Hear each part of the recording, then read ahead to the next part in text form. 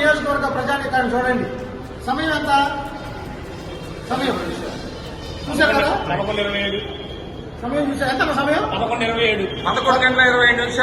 11:27 అయితే డాక్టర్ బాబాసాహెబ్ అంబేద్కర్ గారి యొక్క వర్ధంతికి చీరాల మున్సిపాలిటీలో ఇంతమందికి నివాళులు అర్పించాల.